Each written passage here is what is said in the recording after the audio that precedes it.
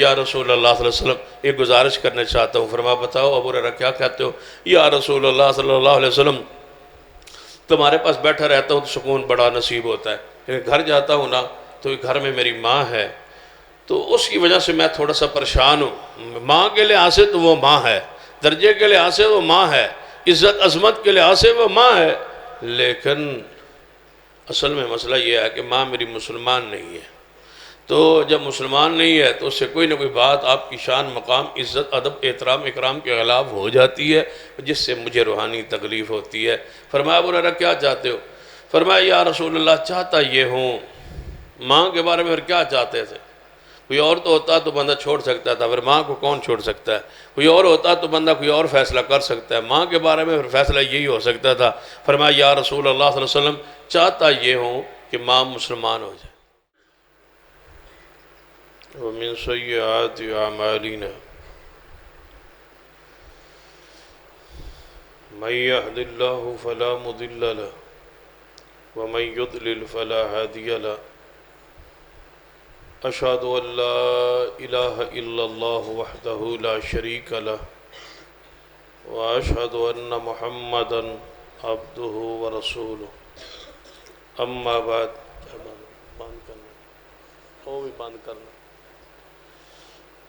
أما بعد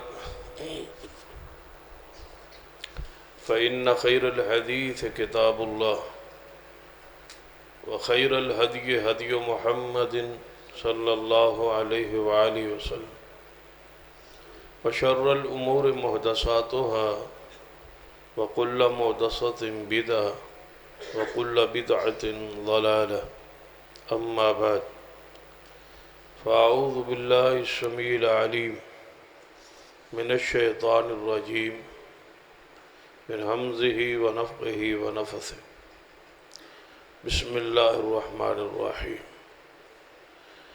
والسابقون الأولون من المهاجرين والأنصار والذين اتبعوهم بإحسان رضي الله عنهم ورضوا عنه وأعد لهم جنات تجري تحتها الأنهار خالدين فيها أبدا ذلك الفوز العظيم.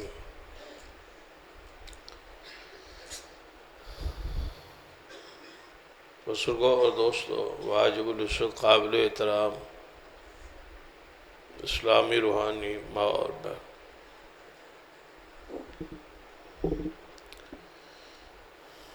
قرآن پاک اللہ تعالیٰ کی کلام ہے. یہ اللہ کی صفت ہے.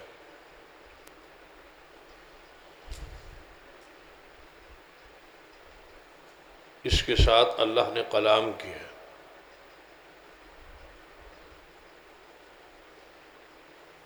اور یہ لا ریب فیہ کتاب، جس اندر کوئی شک شبہ نہیں، اور یہ محفوظ ترین کتاب، جس طرح آسمان تو نازل ہوئی اسی طرح آج تک محفوظ.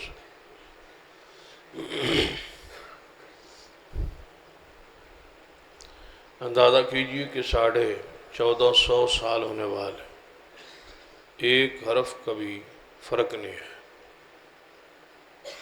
آج تک اسی طرح محفوظ ہے جس طرح جبریل لے کے رسول اللہ صلی اللہ علیہ وسلم کے سینہ اطہر پر آئے.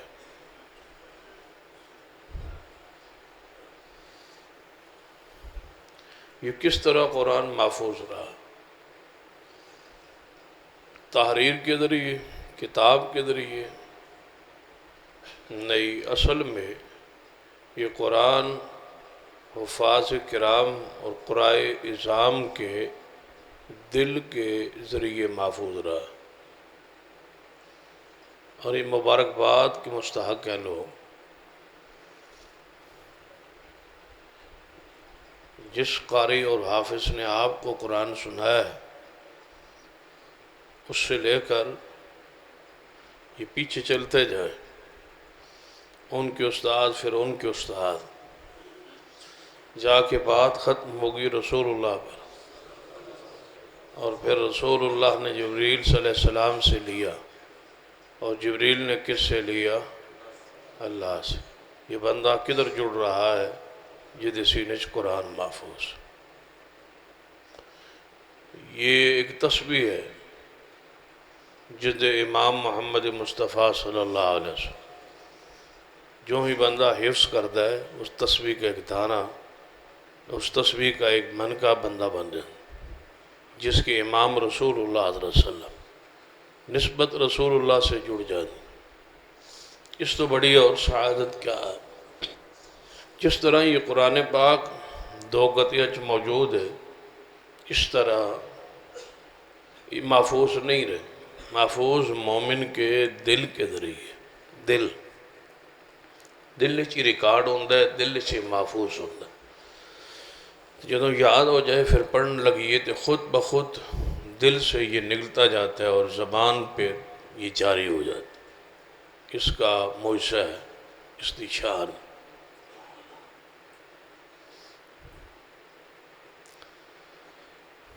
اس قرآن پاک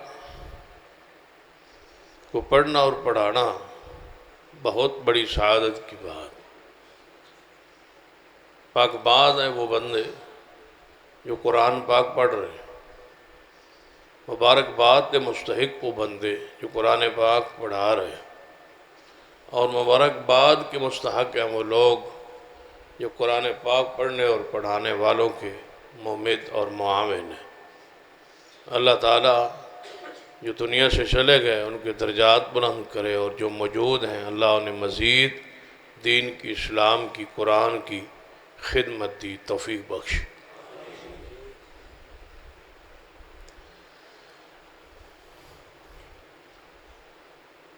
اس امت کے سب سے بڑے محسنین جو ہے رسول رحمت صلی اللہ علیہ وسلم کے بعد صحابہ کرام، جنہیں صرف قرآن ہی نہیں وہ ایک ایک حدیث بھی محفوظ کر کے امت تک پہنچائی۔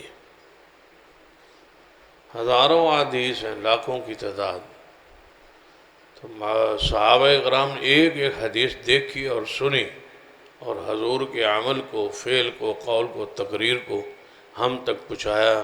وہ ہمارے محسن جو ہمیں خیر کا پیغام دیں، حیا کا درس دیں، حضور کی سیرت کو نوٹ کر کے ہم تک پہنچائیں۔ ہمارا فرض ہے کہ ان صحابہ سے محبت اور عقیدت رکھیں، اور ان کا جب بھی نام آئے تو زبان پہ بساختہ اللہ کی طرف سے جو انہیں تمغہ ملا ہے اس کا اظہار کریں۔ اللہ کی طرف تو جڑا انہوں نے انعام اور بشارت اور خوشخبری ملی ہے، خبر ملی ہے کہ تم پر اللہ راضی ہے، اس کا ذکر کرتے رہا کرے۔ جس صحابی کا نام ملے رضی اللہ تعالی عنہ کہتے رہا کریں۔ ان کی اسلام کے لیے جو خدمات ہے اس کا حق ادا نہیں ہو سکتا۔ ساری دنیا اور سارا زمانہ ان کو ہر وقت رضی اللہ تعالیٰ عنہ کہتا رہے، ان پر رحمتوں کا پیغام بھیجتا رہے اور دعا کرتا رہے، پھر بھی وہ اس قدر محسن ہے کہ ان کی خدمت کا حق ادا نہیں ہو سکتا۔ یہ مدارس، مساجد اور یہ قرآن سننا اور پڑھنا، یا پورا مہینہ جڑا قرآن پاک آپ نے سنا ہے، یہ صحابہ نہ ہوتے تو آپ یہ قرآن نہ سنتے، اور آپ رام رام کر رہے ہوتے، بھگوان کی پوجا کر رہے ہوتے، کفار کے پیچھے لگے ہوتے، داڑھی اور مجوسیت کو اختیار کیا ہوتا، کچھ پتہ نہ ہوتا کہ میرا رب اور رسول اور کتاب کیا ہے اگر صحابہ نہ ہوتے۔ یہ بات جذبات کی نہیں ہے، یہ حقیقت میں حدیث ہے جو صحیح البخاری میں کہ نبی علیہ السلام جب 313 اصحاب کو لے کے غزوہ بدر کے موقع پہ آ گئے تھے تو ادھر لشکر جب دیکھا 1000 کا ہے اور مسلح ہے، اور میرے صحابہ ہاتھ سے خالی ہے اور ان کے پاس لڑنے کے لیے کچھ نہیں ہے، تعداد بھی کم ہے، نہ ہونے کے برابر ہے، کبھی غزوات 300 سوا 300 کی تعداد میں بھی ہو لے کے کبھی لڑے گئے، نبی علیہ الصلوۃ والسلام فطری طور پر جو انسان کو پریشانی ہوتی ہے وہ ہوئی، اور آپ سجدہ ریز ہو گئے، اور آپ نے پیغام دیا کہ جب زہری سارے اور آثر ختم ہو جائے، مومن کے پاس آخری ہتھیار دعا ہی رہ جاتا ہے۔ اللہ کی گلی رہ جاتی، ساری جب گلیاں بند ہو جائے، سارے ختم ہو جائے، ساری دنیا چھوڑ جائے، اللہ تعالیٰ کی طرف سے سہارا پھر بھی قائم رہتا ہے۔ نبی علیہ السلام نے جب دیکھا زہری کوئی یہاں سے نکل جانے اور بچنے کی اب کوئی صورت نہیں رہی، تو رسول اللہ سجدے میں، اور یہاں ذرا رک کے سوچی، جب حضور مشکل میں ہے، تکلیف میں ہے، پریشانی میں ہے اور سجدے میں ہے، تو پھر مجھے بتلاؤ اور کون ہے جو اللہ کے سامنے جھکنے پر مجبور نہ ہو۔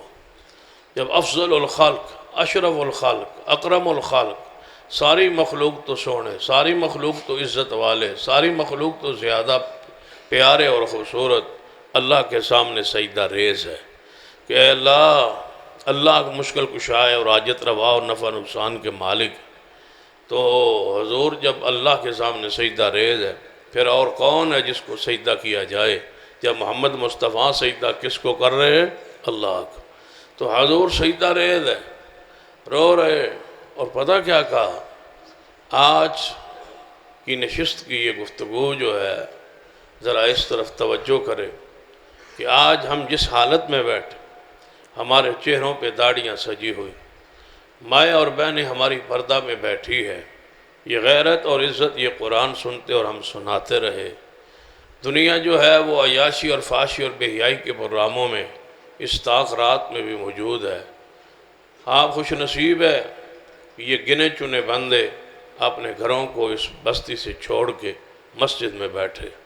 مال آپ کے پاس بھی ہے، دولت آپ کے پاس بھی ہے، بستر آپ کے گھر میں بھی ہے، آرام ہو سکتا تھا، موبائل ہر بندے کے پاس ہے، اپنا استعمال کر سکتا تھا۔ خوش نصیب ہو، سب کچھ چھوڑ کے اللہ کے گھر میں بیٹھے ہو۔ جب تک بیٹھے ہو فرشتوں کے گھیروں میں بیٹھے ہو، جب تک بیٹھے ہو اللہ تمہیں محبت سے دیکھ رہا ہے، اللہ پیار سے دیکھ رہا ہے۔ اور حدیث میں ہے جب قرآن بندہ پڑھتا ہے نا اور اسے کوئی دیکھنے والا نہ ہو تو اللہ تعالیٰ آسمان پہ ہنسنا شروع کر دیتا ہے، یہ میرا بندہ دیکھو، اس کو کوئی نہیں دیکھتا میرے سوا، پھر بھی یہ میرا ذکر کر رہا ہے، یہ پڑھ رہا ہے۔ تو آپ خوش نصیب ہے کہ آپ کا مال اور دولت اور پیسہ قرآن کے لیے ہے، آپ کا وقت قرآن کے لیے ہے۔ تو ذرا غور فرمائیں، نبی علیہ الصلوۃ والسلام سجدہ ریز ہے، سجدے میں دعا کیا ہو رہی ہے؟ کتنے عظیم ہیں وہ لوگ، سجدہ محمد مصطفیٰ کا ہے اور ذکر صحابہ کرام کا ہے۔ حضور سجدہ کر رہے، ذکر صحابہ کا کر رہے۔ ہم اپنی تحریروں اور تقریروں میں، وعظوں میں اور خطبوں میں، دروس میں اور جلسوں میں کیوں نہ اصحاب رسول کا ذکر کریں، جن کا ذکر قرآن میں ہے اور جن کا ذکر محمد مصطفیٰ کی دعا میں ہے اور جن کا ذکر محمد مصطفیٰ کی عبادت اور سجدوں میں ہے۔ کیا فرمایا؟ اے اللہ، رسول اللہ کی دعا سن لو۔ اس لیے میں نے کہا کہ ہم جذبات میں نہیں کہہ رہے، یہ حقائق ہے۔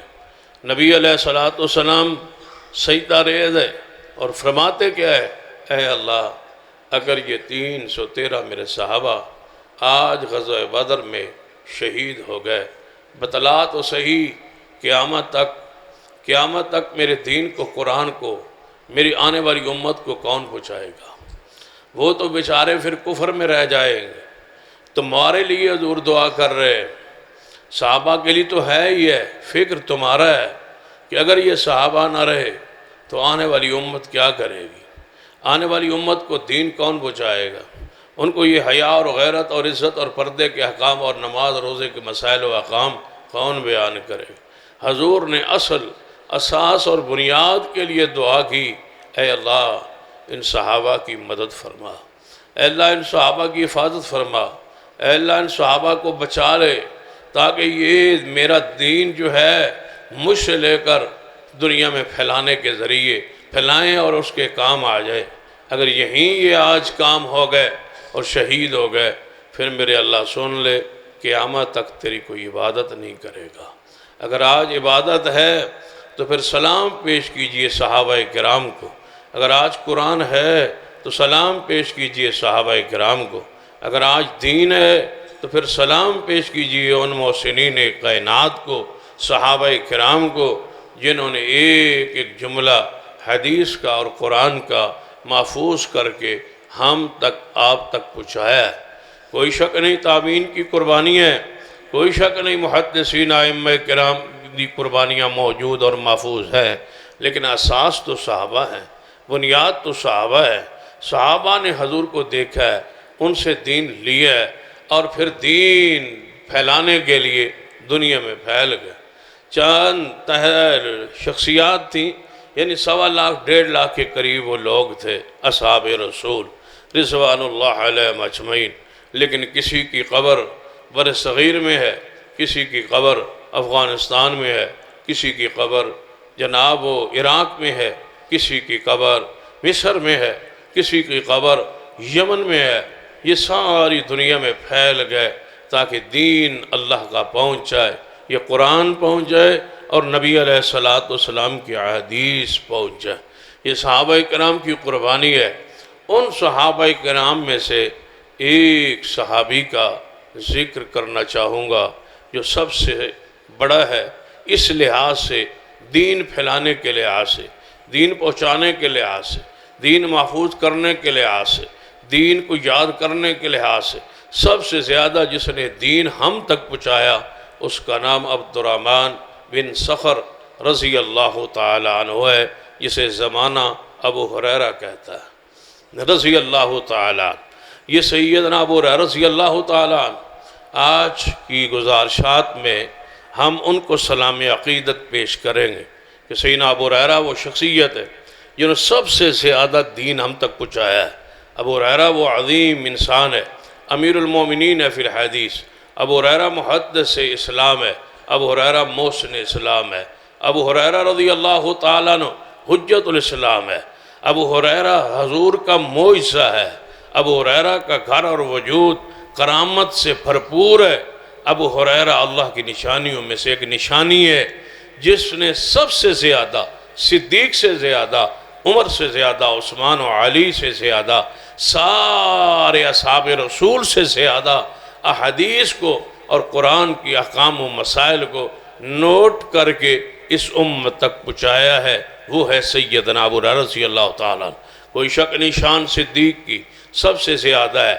امت کا علماء اہل سنہ کا اجماع ہے کہ سب سے پہلے ابو بکر ہے، ابو بکر کے بعد سیدنا عمر ہے، سیدنا عمر کے بعد سیدنا عثمان ہے، عثمان کے بعد سیدنا علی ہے۔ یہ ہے ترتیب فضیلت۔ پھر جناب ان کے بعد عشرہ مبشرہ درجے میں اعلیٰ ہیں، پھر عشرہ مبشرہ کے بعد وہ اصحاب رسول جو غزوہ بدر میں 313 ہے وہ افضل ہے، اس کے بعد وہ اصحاب شجرہ جنہوں درخت کے نیچے پیغمبر کے ہاتھ پر بیعت کی، وہ سب سے اعلیٰ و افضل ہے۔ یہ ترتیب ہے جس پر امت کا اجماع ہے صحابہ کی فضیلت اور صحابہ کی شان پر، لیکن میں شان کی بات نہیں کر رہا، میں کام کی بات کر رہا ہوں۔ شان میں صدیق آگے ہے، شان میں عمر آگے ہے، شان میں عثمان آگے ہے، شان میں علی المرتضیٰ ہے، لیکن علمی لحاظ سے، علم کی پھیلاؤ کے لحاظ سے سب سے زیادہ جس شخص نے روایات کو نوٹ کر کے امت تک پہنچایا ہے وہ سیدنا ابو ہریرہ رضی اللہ تعالی عنہ۔ ابو ہریرہ حضور کے معجزات میں سے ایک معجزہ ہے، جس نے ابو ہریرہ کو دیکھنا ہونا وہ ذرا اس صورت میں دیکھے۔ سیدنا ابو ہریرہ رضی اللہ تعالی فرمانے لگے، یا رسول اللہ صلی اللہ علیہ وسلم، میں اکثر آپ سے بات سنتا ہوں اور بھول جاتا ہوں۔ ویسے نہیں دین پہنچا، رافضیوں نے سب سے زیادہ جس شخصیت کا رد کیا ہے وہ سیدنا ابو ہریرہ رضی اللہ تعالی، وہ مطلقاً ان کی ساری خدمات کے انکاری ہیں، ان کی ایک روایت لینے کے لیے وہ تیار نہیں ہے۔ اور ہمارے پاس سب سے زیادہ روایات ہیں ہی کس کی؟ سیدنا ابو ہریرہ۔ ابو ہریرہ کے نام پہ مساجد کا نام رکھیے، ابو ہریرہ کے نام پہ بچوں کے نام رکھیے، ابو ہریرہ کے نام پہ مساجد کے نام رکھیے، ابو ہریرہ کے نام کو اجاگر کیجیے، ابو ہریرہ سے آہستہ آہستہ دنیا جو ہے وہ اہل کفر جو ہے وہ نفرت کرتے جا رہے ہیں۔ آپ ان سے محبت عقیدت کا اظہار کریں گے تو ایک عجیب سی بشارت اور عجیب سی خبر اور عجیب سا ایک گواہی آپ کو نصیب ہوگی۔ ذرا اس طرف توجہ فرمائے۔ ابو ہریرہ نے عرض کیا یا رسول اللہ صلی اللہ علیہ وسلم، میں آپ سے احادیث سنتا ہوں بھول جاتا ہوں، میرے ذہن سے وہ حدیث جو ہے وہ محو ہو جاتی۔ نبی علیہ السلام نے فرمایا اے ابو ہریرہ، جی یا رسول اللہ صلی اللہ علیہ وسلم۔ فرمایا اپنی چادر ذرا نیچے کرو، چادر کو زمین پہ بچھا دو۔ سیدنا ابو ہریرہ رضی اللہ تعالیٰ چادر اپنی اتاری اور اتار کے زمین پہ بچھا دی۔ فرمایا یہ چادر اس طرح بچھی رہے، مجلس جاری ہے، حضور واعظ فرما رہے ہیں، خطبہ آپ کا جاری ہے، قرآن آپ پڑھ رہے ہیں، احادیث آپ پڑھ رہے ہیں، صحابہ کو سمجھا رہے ہیں، چادر وہ زمین پر پڑی ہے۔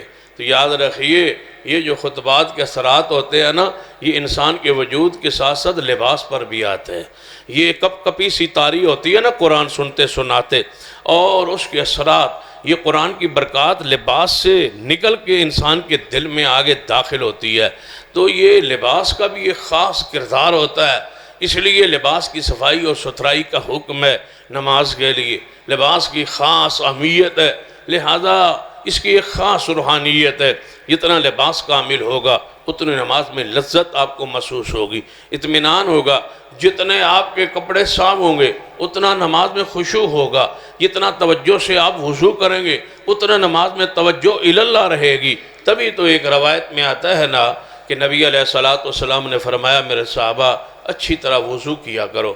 وضو جب کوئی اچھی طرح وضو نہیں نہ کرتا تو امام پر بھی اثرات پڑتے ہیں اور امام نماز میں بھول جاتا ہے۔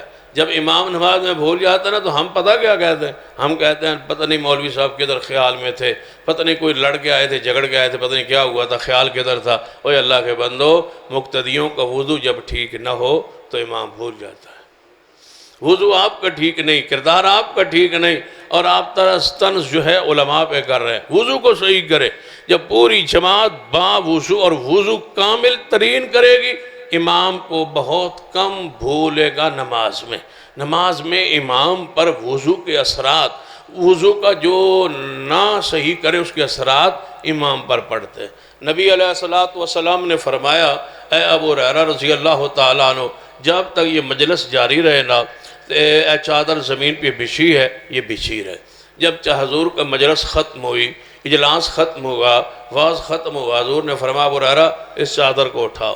جی یا رسول اللہ۔ فرمایا کیا حکم ہے؟ فرمایا اس چادر کو اپنے وجود پہ رکھ لو، مل لو، اوپر چڑھا لو، چادر اپنے اوپر لے لو۔ سیدنا ابو ہریرہ نے اپنے اوپر چادر لے لی۔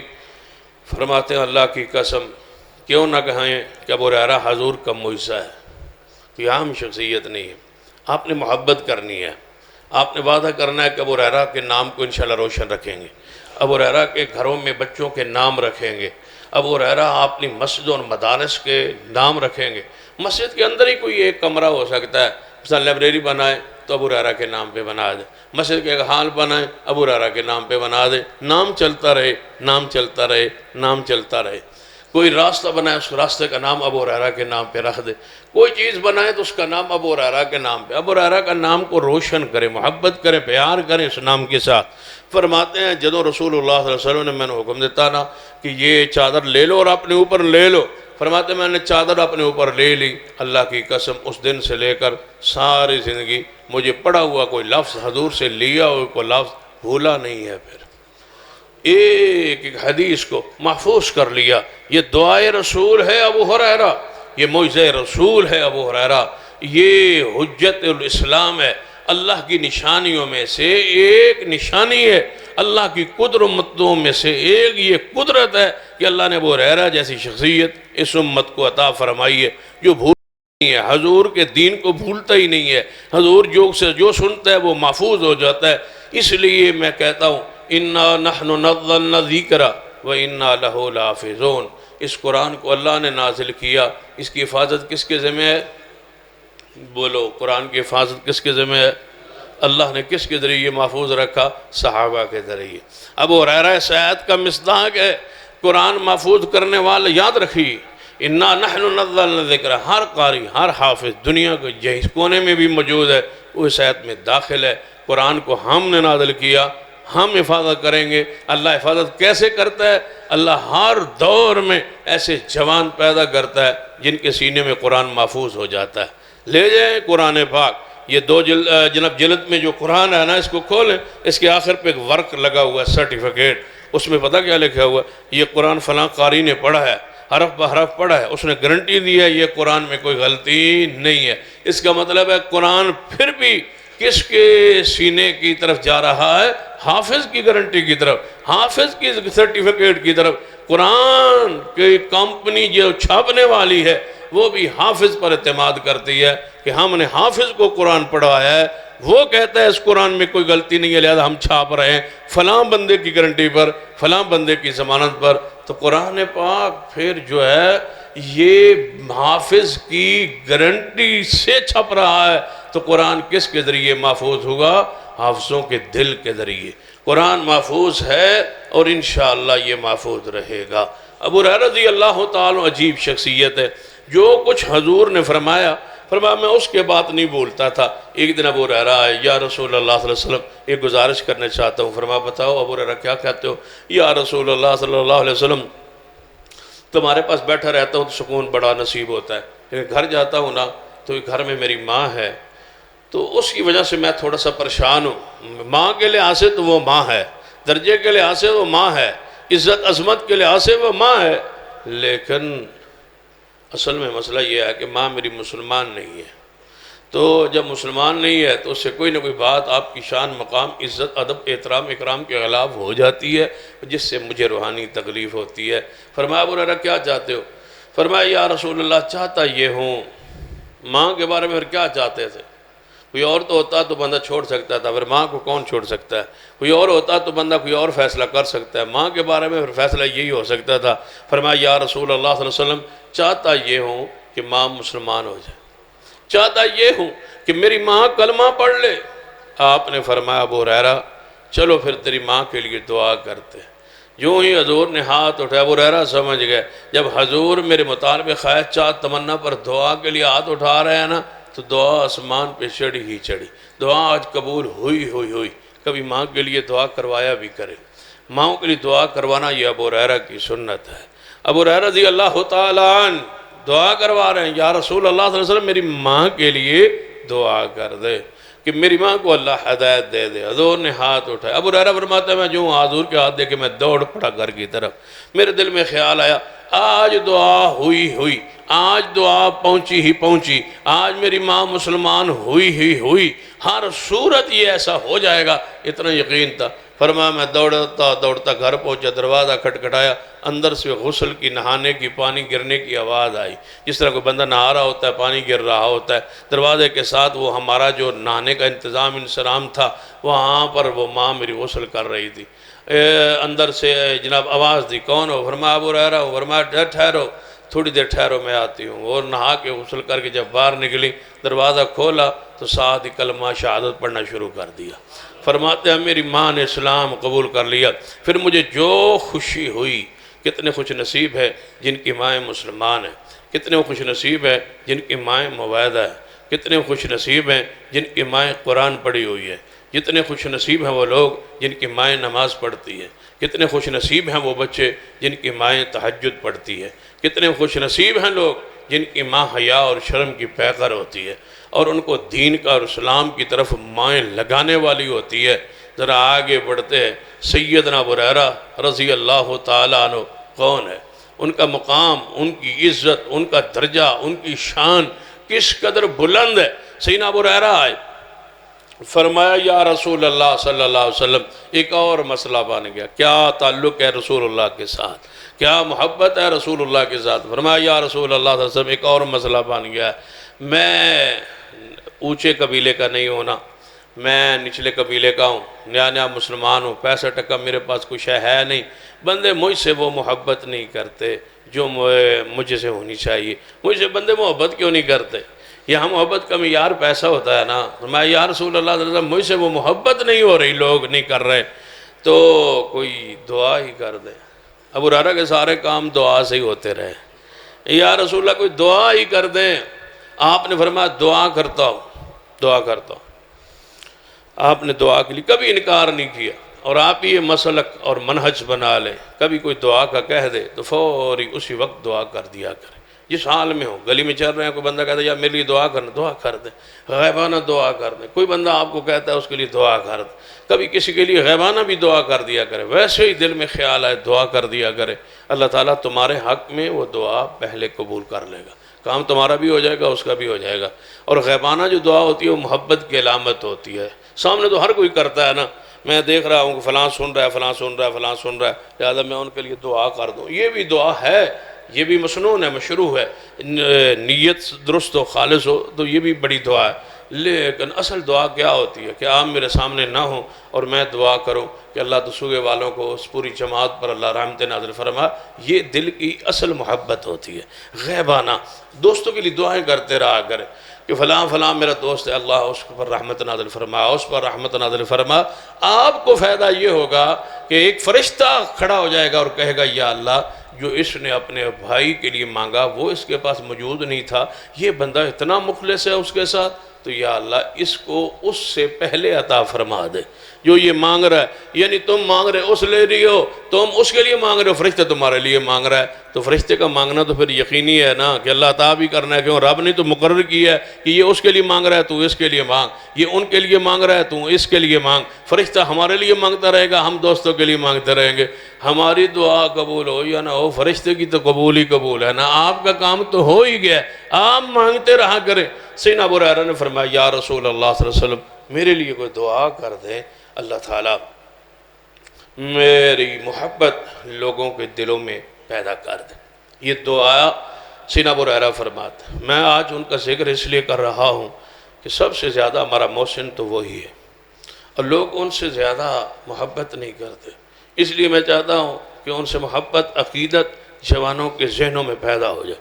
سیدنا ابو ہریرہ کے بارے میں بہت سارے اشکالات ہیں کہ وہ 3-4 سال آخر پہ مسلمان ہوئے تو انہوں نے زیادہ احادیث کیوں بیان کی، زیادہ احادیث انہوں نے بیان کیوں کی، یہ اعتراض ہے کہ وہ آخر پہ آئے 3-4 سال حضور کے ساتھ رہے تو انہوں نے سب سے زیادہ حدیث کیوں بیان کی؟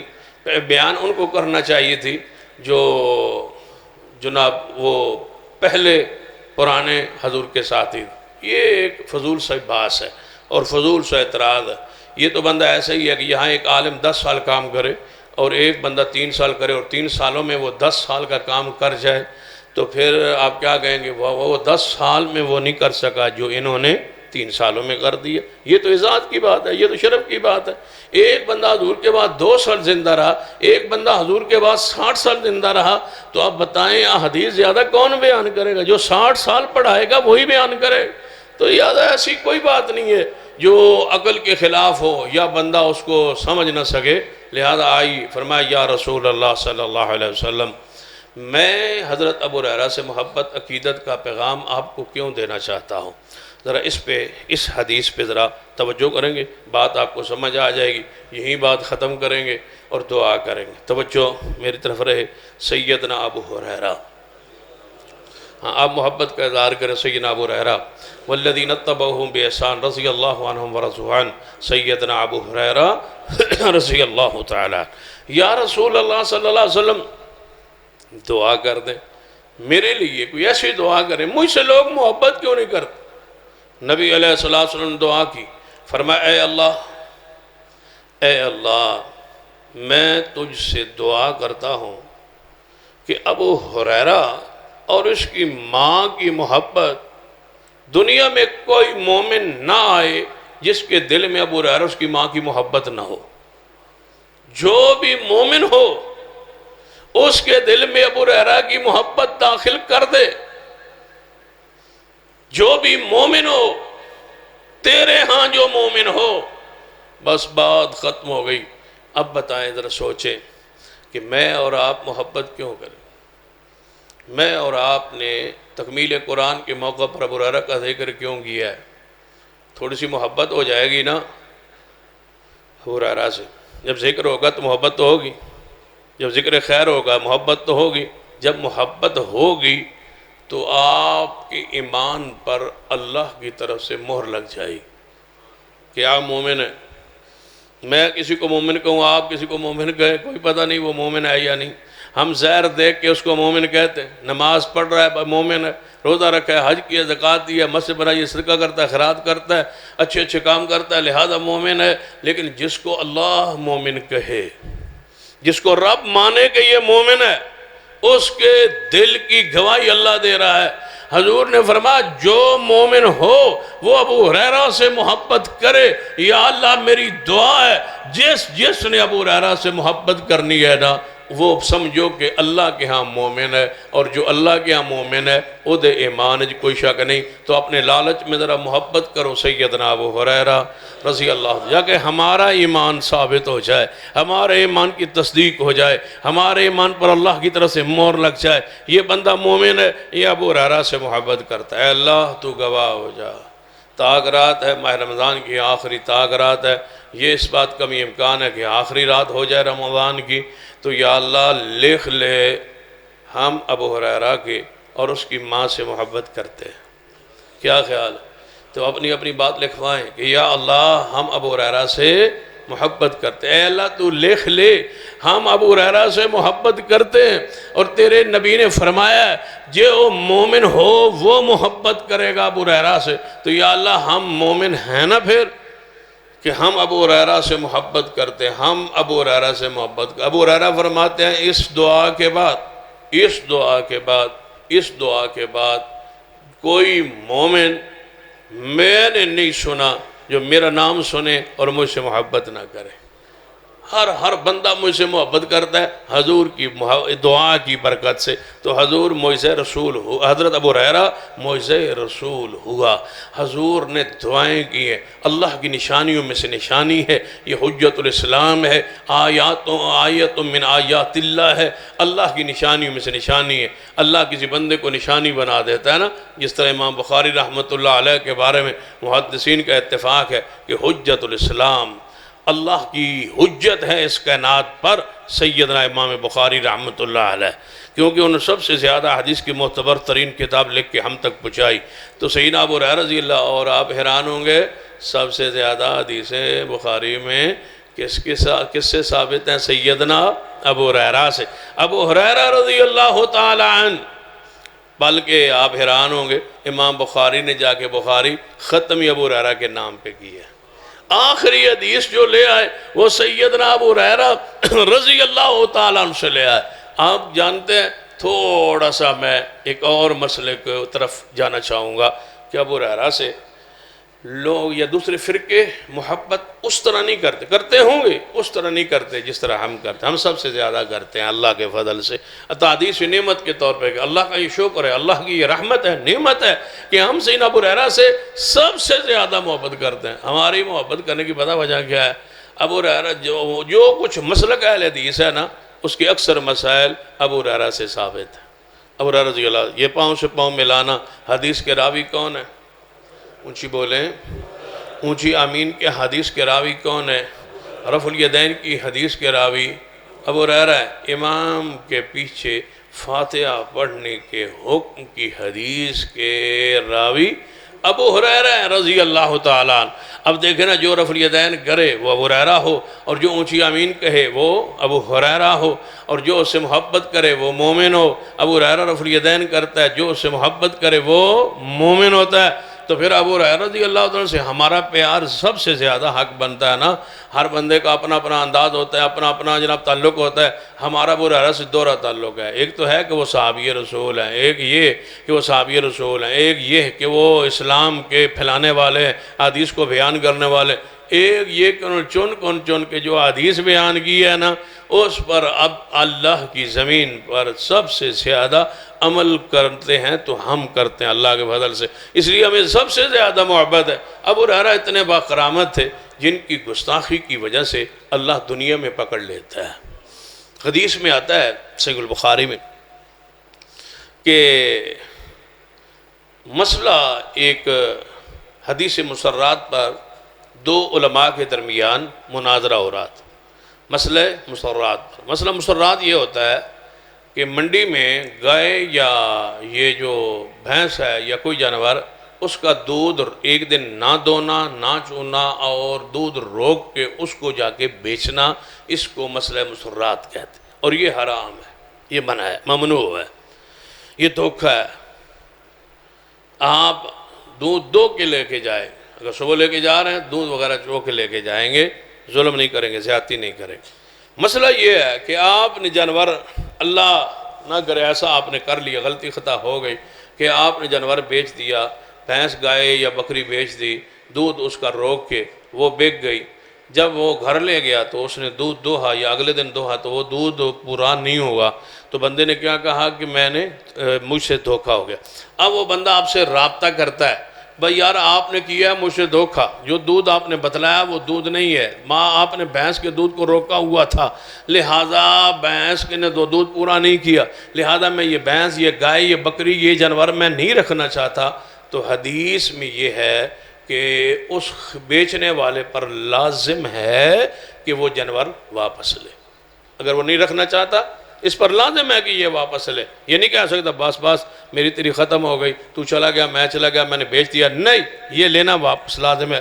جو اس نے ایک آدھ دن دودھ پیا ہے، اس دودھ کی وہ جو ہے 1 سا کھجوروں کا، یعنی اس دودھ کا وہ کفارہ یا اس دودھ کی وہ قیمت جو اس نے پی ہے وہ اس کو دے دے گا اور یہ جانور اپنا واپس لے لے۔ یہ حدیث ہے بخاری میں۔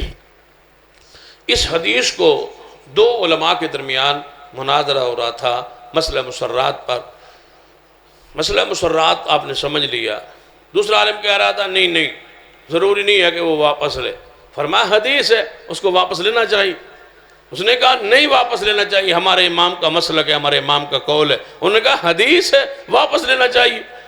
جب جھگڑا ہوا نا بڑا نا، تو وہ دوسرا عالم کہتا ہے حدیث کا راوی کون ہے، راوی کا نام بتاؤ۔ انہوں نے کہا کہنے کا لگا ابو ہریرہ رضی اللہ عنہ۔ اس نے کہا ابو ہریرہ کی حدیث چھوڑ، اس کو کیا پتہ اسلام کا، وہ تو غیر فقیہ ہے، وہ روایتیں صرف الفاظ نوٹ کر کے حضور کے پہنچانے والا ہے، وہ نہیں جانتا حدیث کی گہرائی کیا ہے، حدیث کا معنی کیا ہے، حدیث کا مفہوم کیا ہے، حدیث کا اصل مراد کیا ہے، اس کو کیا پتہ ہے، وہ تو غیر فقیہ ہے۔ بس اتنے کہنے کی دیر تھی، اوپر سے دیکھا نا کمرے میں باس ہو رہی، اوپر سے دیکھا تو کہ سانپ لٹک رہا ہے، وہ سانپ نیچے گرا اور اس بندے کے پیچھے لگ گیا جس نے ابو ہریرہ کی توہین کی تھی۔ وہ بندہ آگے آگے دوڑ رہا ہے، بچاؤ بچاؤ مجھے سانپ سے بچاؤ، بچاؤ مجھے سانپ سے بچاؤ۔ دوسرے عالم نے کہا اللہ کے بندے توبہ کر، توبہ کر، تو نے ابو ہریرہ کی گستاخی کی ہے اور یہ اللہ کی طرف سے تجھ پر پکڑ اور گرفت آ گئی ہے۔ وہ کہتا ہے میں توبہ کرتا ہوں، میں توبہ کرتا ہوں، اللہ مجھے معاف کر دے، میں توبہ کرتا ہوں، اس سانپ سے مجھے بچا لے۔ جب توبہ کی تو سانپ از خود غائب ہو گیا، اللہ نے اس پر سانپ مسلط کر دیا جس نے ابو ہریرہ کی توہین کی۔ گالیاں نہیں دی، غیر فقیہ کہا ہے، اس طرح کی توہین نہیں کی کہ کافر کہا نعوذ باللہ، غیر فقیہ کہا ہے۔ تو جو لوگ کافر کہتے ہیں، جو لوگ مسلمان ہی نہیں مانتے، جو لوگ ان کی روایات کو ہی نہیں مانتے، جو لوگ ان کا مذاق اڑاتے ہیں، آل بیت اور آل رسول تو ابو ہریرہ سے محبت کرتے تھے۔ ایک حدیث سن لے جو صحیح مسلم وغیرہ میں، ایک سیدنا ابو ہریرہ رضی اللہ تعالیٰ فرمایا کہ جو بندہ کسی غلام کو آزاد کرے، ایک بندہ غلام ہے، غلام کو جو بندہ آزاد کرے آزاد، اللہ تعالیٰ اس بندے کو جہنم کی آگ سے آزاد کر دے گا۔ ہر غلام کے عضو کے بدلے اللہ تعالیٰ اس کے جسم کے اعضاء کو جہنم سے آزاد کر دے گا۔ آپ نے غلام آزاد کیا، غلام کے ہاتھوں کے بدلے آپ کے ہاتھ، پیروں کے بدلے پیر، چہرے کے بدلے چہرہ، جہنم سے اللہ آزاد کر دے گا۔ سیدنا ابو ہریرہ کی یہ حدیث سیدنا ابو سعید رحمہ اللہ سن کے حضرت امام زین العابدین کے پاس آئے۔ زین العابدین کو جانتے ہو، یہ حضرت علی کا پوتے ہیں۔ حضرت العابدین حضرت امام حسین شہید کربلا کے بیٹے ہیں، انہیں زین العابدین کہا جاتا ہے۔ ان کا نام علی ہے، علی بن حسین بن علی، علی بن حسین بن علی، نام ان کا علی ہے، لقب ان کا زین العابدین ہے۔ زین العابدین ان کو کہا جاتا ہے زیادہ عبادت کرنے کی وجہ سے، زیادہ ساری رات کھڑے رہتے تھے، عبادت کرتے رہتے تھے۔ یہ علی کے پوتے ہیں، حضرت حسین کے بیٹے ہیں۔ یہ ان کو جب حدیث پہنچی تو فرمایا یہ اس حدیث کا راوی کون ہے؟ کہا گیا ان کا راوی ابو ہریرہ ہے۔ فرماتے ابو ہریرہ ہے تو یہ حدیث رسول ہے، میں نے آج ہی غلام 10,000 درہم کا خریدا ہے، میں ابھی آزاد کرتا ہوں تاکہ اللہ مجھے جہنم سے آزاد کرے۔ ابو ہریرہ کی تو حدیث میں کوئی شک ہی نہیں ہوتا۔ یہ ہے آل رسول کی محبت، عقیدت، پیار سینہ ابو ہریرہ سے۔ جانتے ہو ابو ہریرہ کون ہے؟ ایک دن عشاء کی نماز کا وقت تھا تو سرور کائنات محمد رسول اللہ صلی اللہ علیہ وسلم نماز پڑھا کے بیٹھے تو حسن و حسین تشریف لے آئے۔ حضور کے آ کے نا رانوں پہ آ کے بیٹھ گئے، ایک طرف حسن ایک طرف حسین آ کے بیٹھ گئے۔ نبی علیہ السلام کی حالت کیفیت دیکھی، باہر اندھیرا تھا تو سیدنا ابو ہریرہ آگے ہوئے۔ سیدنا علی بھی موجود تھے، نہیں وہ نہیں آئے، ابو بکر، عمر، عثمان سارے موجود ہیں۔ سیدنا ابو ہریرہ آگے آئے، یا رسول اللہ صلی اللہ علیہ وسلم اگر فرماؤ تو فاطمہ پریشان ہوں گی، باہر اندھیرا ہے، رات کافی ہو گئی ہے، اگر فرماؤ تو میں حسن و حسین کو گھر چھوڑاؤں، حسن و حسین کو اٹھا کے گھر چھوڑاؤں؟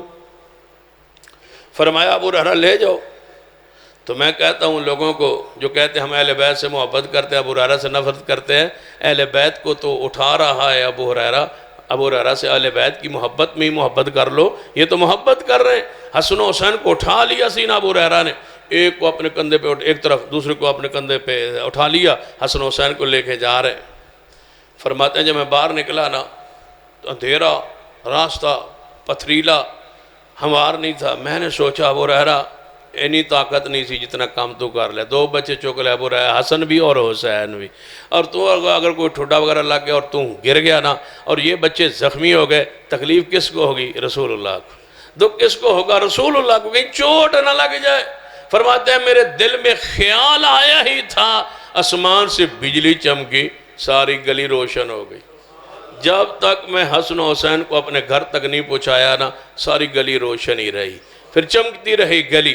یہ ہے سیدنا ابو ہریرہ رضی اللہ تعالیٰ عنہ۔ سیدنا ابو ہریرہ باکرامت شخصیت ہے، یہ اس لیے میں نے کہا یہ معجزہ رسول ہیں، یہ حجت الاسلام ہے۔ سیدنا ابو ہریرہ رضی اللہ تعالیٰ عنہ دین کی حفاظت کا ذریعہ ہے۔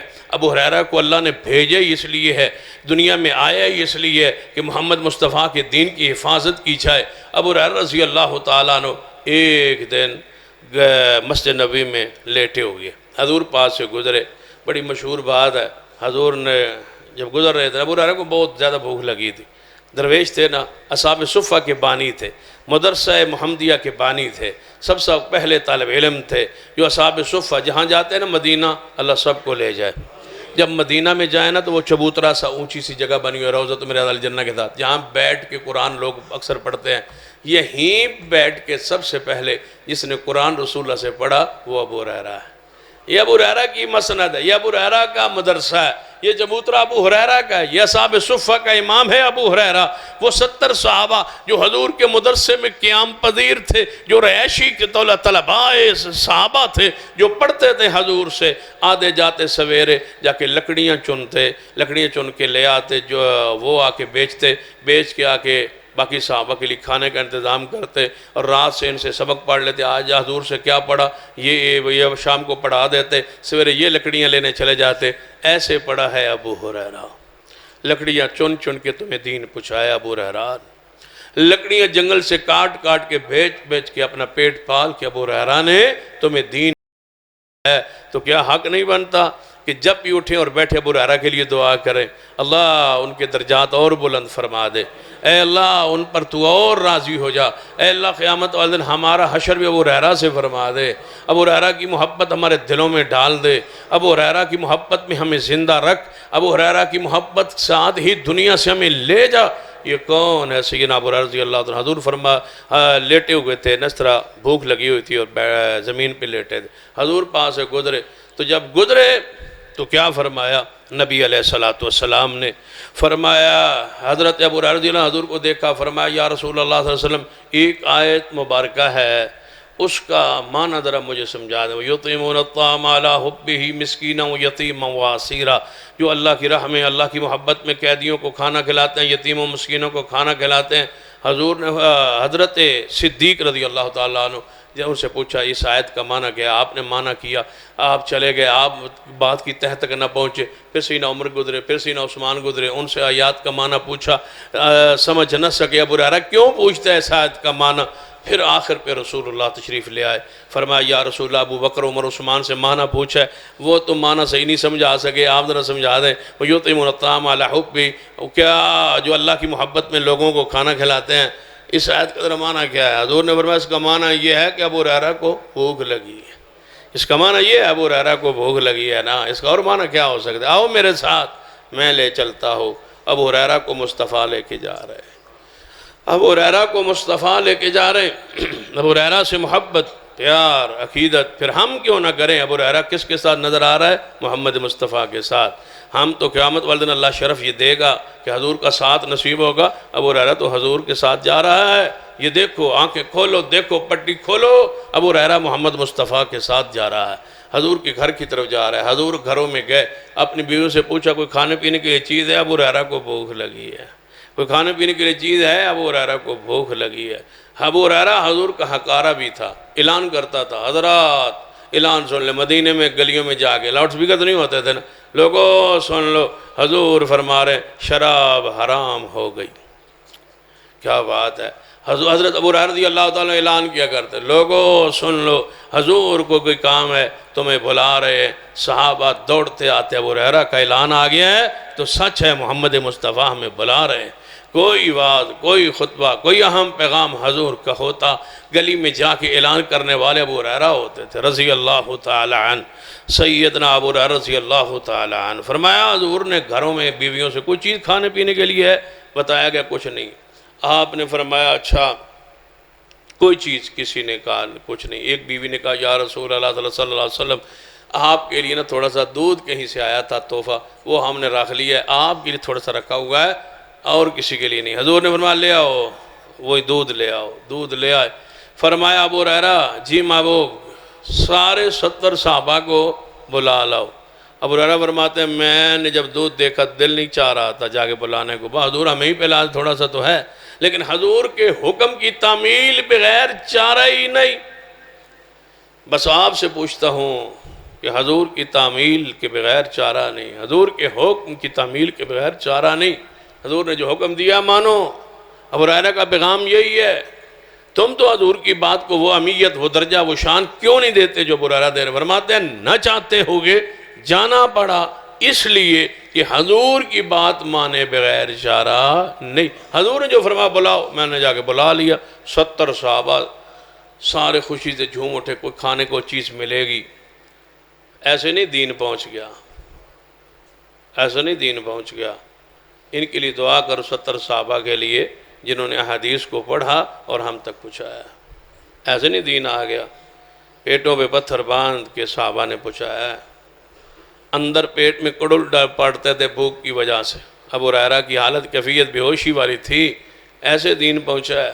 ابو ہریرہ کی محنتوں کا یہ ثمرہ ہے کہ تم یہاں بیٹھے ہو۔ ابو ہریرہ ہے رضی اللہ تعالی عنہ، فرمایا اے ابو ہریرہ جی محبوب یہ دودھ کا پیالہ لے لو اور ان صحابہ کو پلاؤ، باری باری پلاتے جاؤ۔ فرماتے ہیں میں نے جب پہلے کو پلایا تو میں دیکھتا رہا پیالہ، اللہ کی قسم ایک قطرہ بھی کمی نہیں ہوئی۔ پھر میں مطمئن ہو گیا ابو ہریرہ یہ وچ گل ہو رہے، اے معاملہ کوئی ہو رہے، لہذا تو نہ پریشان ہو۔ فرمایا میں نے پھر دوسرے کو پلایا، پھر تیسرے کو پلایا، 70 صحابہ پی گئے، دودھ میں کمی واقع نہیں ہوئی۔ ابو ہریرہ کرامات کا مجموع ہے، معجزہ رسول ہے ابو ہریرہ، دودھ میں کمی واقع نہیں ہوئی۔ فرمایا جب دودھ میں کمی واقع نہ ہوئی، اور یاد رکھو یہ مدارس، یہ طلباء دین جن کے ذریعے اللہ نے دین محفوظ رکھنا ہے، اگر یہ آیت، اور یقیناً اگر نہیں چلو بولتے، یقیناً یہ آیت سچی ہے، اِنَّا نَحْنُ نَزَّلْنَا الذِّكْرَ وَإِنَّا لَهُ لَحَافِظُونَ، کہ ہم نے اس دین کو نازل کیا، ہم اس کی حفاظت کرنے والے ہیں۔ اس کی حفاظت سکولوں میں نہیں ہو رہی، اس کی حفاظت کالجوں کے ذریعے نہیں ہو رہی، اس کی حفاظت یونیورسٹیوں کے ذریعے نہیں ہو رہی، اس کی حفاظت مدارس کے ذریعے ہو رہی ہے۔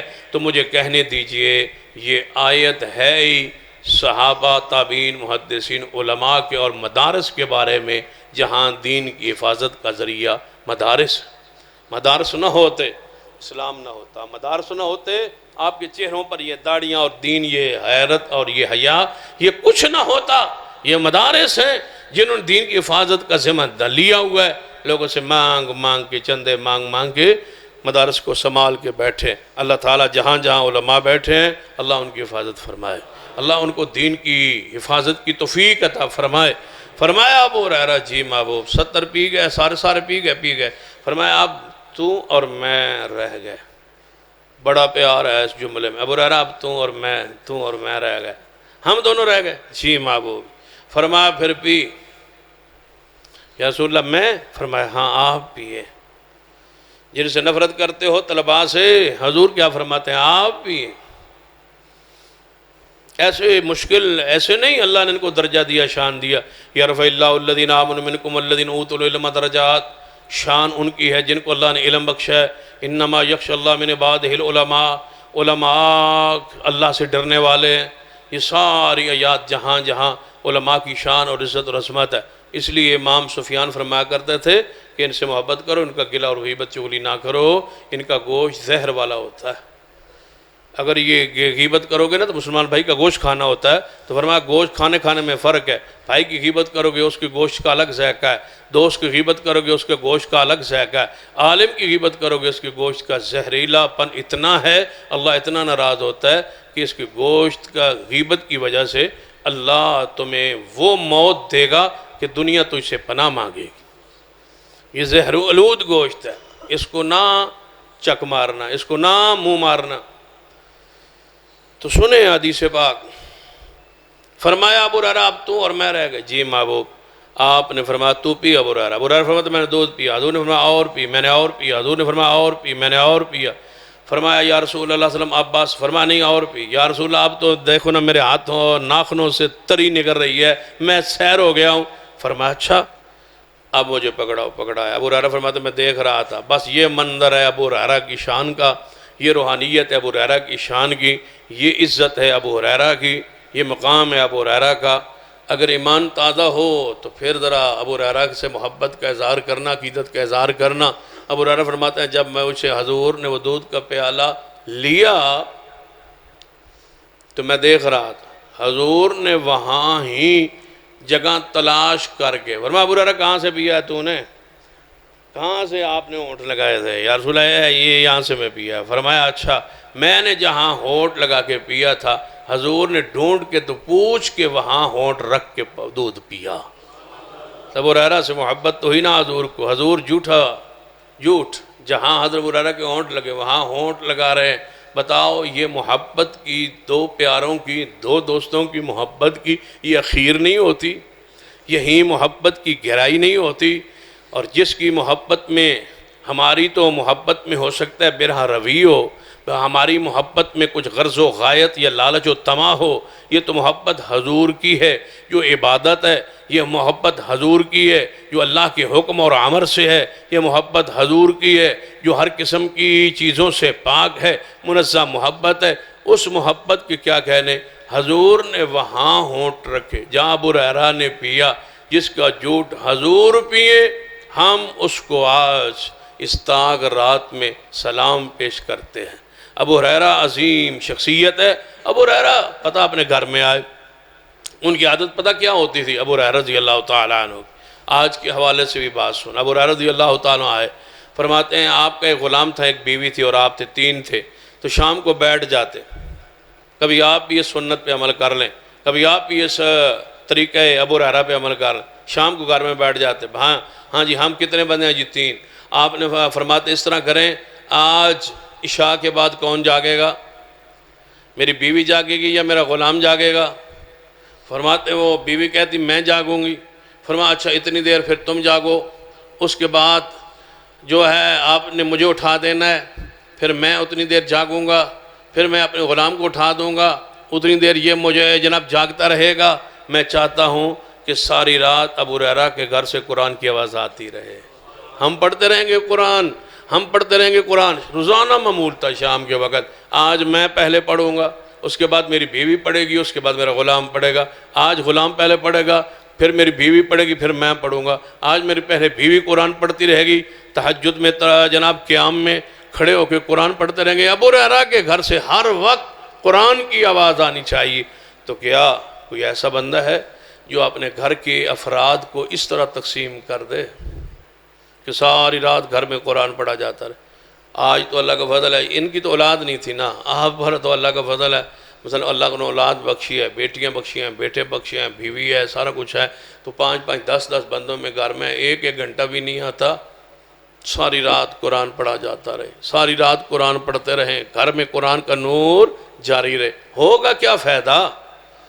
پتہ کیا فائدہ ہوگا؟ جب باہر نکلو نا آسمان کی طرف آپ دیکھنا تو آپ کو آسمان پہ ستارے چمکتے نظر آئیں گے، اور جب آسمان والے زمین کی طرف دیکھیں گے تو وہ گھر آسمانوں کے ستاروں کی طرح چمکتا نظر آتا ہے فرشتوں کو، جس گھر میں رات کو قرآن پڑھا جا رہا ہو۔ اوپر سے فرشتے دیکھیں گے وہ ستارہ، وہ ستارہ، وہ ستارہ، وہ روشن، وہ روشن، یہ قرآن سے روشنی نکلتی ہے، لیکن ہمیں نظر نہیں آتی۔ یہ اللہ کا کلام ہے، اللہ کی صفت ہے، یہ اللہ کا نور ہے، روشنی، اس سے روشنی نکلتی ہے۔ اگر سمجھ نہ آئے تو سعید بن عزیر کو پڑھ لیجیے، اس کا واقعہ پڑھ لیجیے۔ فرماتا میں سورۃ القاف پڑھ رہا تھا، اوپر سے روشن قندیلیں زمین کی طرف آ رہی تھی، میں چھوڑتا تھا وہ اٹھ جاتی تھی، میں پھر پڑھتا تھا وہ نیچے آ جاتی۔ قرآن کو منہ سے جو نکلتا ہے نا، اس کے لعاب، جب قرآن پاک ہم پڑھتے ہیں تو اس منہ سے تھوک اور لعاب جو نکلتا ہے، اس لعاب میں برکت ہوتی ہے۔ حضور تبھی تو وہ تھو تھو کر کے دم کر دیتے تھے، تاکہ وہ ذکر کیا، اللہ تعالیٰ کے نام، اللہ تعالیٰ کے کلام کی جو اندر اس کے ٹچ ہوتا تھا نا تھوک کے ساتھ، اس میں بھی شفا ہوتی ہے، اس میں بھی برکت ہوتی ہے، اس میں بھی رحمت ہوتی ہے۔ جب تبھی تو سیدہ عائشہ فرماتی ہیں ام المومنین رضی اللہ تعالیٰ عنہ کہ جب حضور کے روح پاک نکلی نا جسم مبارک سے، میں اندر ساتھ جو بیٹھی تھی، تو میں نے ایسی خوشبو کبھی محسوس نہیں کی جو خوشبو حضور کی روح پاک نکلنے سے باہر آئی ہے۔ فرماتی ہیں وہ خوشبو کس کی تھی؟ اس پر محدثین نے لکھا ہے کہ وہ خوشبو اصل میں حضور نے زندگی میں کوئی لمحہ ایسا نہیں گزارا جس میں اللہ کا ذکر نہ کیا ہو، تو وہ ذکر کی خوشبو تھی جو حضور کے اندر سے خارج ہوئی، نکلی۔ جب حضور کی روح پاک نکلی تو پورا کمرہ معطر ہو گیا ایسے خوشبو کے ساتھ جس جیسے خوشبو آئی تھی۔ وہ ذکر، ہر وقت ذکر، ہر وقت ذکر۔ یہ جو آپ نے علماء سے سنا ہے نا کہ حضور کے جسم سے پسینے سے خوشبو آتی تھی، پسینے سے خوشبو آتی تھی، یہ خوشبو کس کی تھی؟ ہمارے پسینے سے بدبو کیوں آتی ہے؟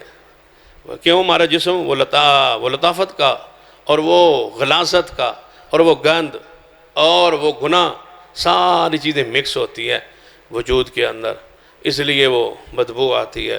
کچھ گناہوں کی بدبو مل گئی، کچھ نحوستیں، وہ پریشانیاں، وہ سارے گناہ، کچھ ویسے غلاظتیں، نہانا نہ وقت پر، دیگر مسائل احکام کا خیال نہ رکھنا، تو طہارت پھیلی وہ خیال نہ، بدبو آتی ہے۔ حضور کے جسم پسینے خوشبو کیوں آتی تھی؟ اس لیے کہ حضور کے وجود کے قریب گناہ تو جاتا ہی نہیں تھا، تو پھر خوشبو آنی تھی، اور کیا تھا؟ حضور کے پسینے میں خوشبو تھی، اسی لیے خوشبو تھی، جسم سے اس لیے خوشبو تھی۔ بے نماز اور نمازی کو مل کے آپ تصور کریں خوشبو آتی ہے یا نہیں؟ بے نماز اور نمازی کا فرق ہوتا ہے، بے دین اور دیندار بندے کا فرق ہوتا ہے، جو طہارت پاکی کا خیال رکھتا ہے، جو نہیں رکھتا، ان میں خوشبو میں فرق ہوتا ہے، اس کے کپڑوں میں فرق ہوتا ہے، اس کی بنین اور جرابوں میں فرق ہوتا ہے، اس کے لباس کے اتارنے میں لباس میں فرق ہوتا ہے۔ یہ نماز کی خوشبو ہوتی ہے، یہ سجدوں کی خوشبو ہوتی ہے، تلاوت کی خوشبو ہوتی ہے، یہ ذکر اذکار کی خوشبو ہوتی ہے۔ تب ہی محبوب کی جسم سے ہر وقت خوشبو پھیلتی تھی۔ جس گلی سے گزرتے تھے صحابہ کہتے ہیں ہم بعد میں باہر نکلتے تو ہمیں محسوس ہو جاتا کہ یہاں سے محمد مصطفیٰ گزر کے گئے، خوشبو آ رہی ہوتی تھی۔ اللہ سے دعا ہے اللہ ہمیں سیدنا ابو ہریرہ سے محبت نصیب فرمائے، ان سے قدموں سے اٹھنے کی سعادت نصیب فرمائے۔ اقول قولی ھذا واستغفر اللہ لی ولکم ولسائر المسلمین وآخر دعوایا ان الحمد للہ رب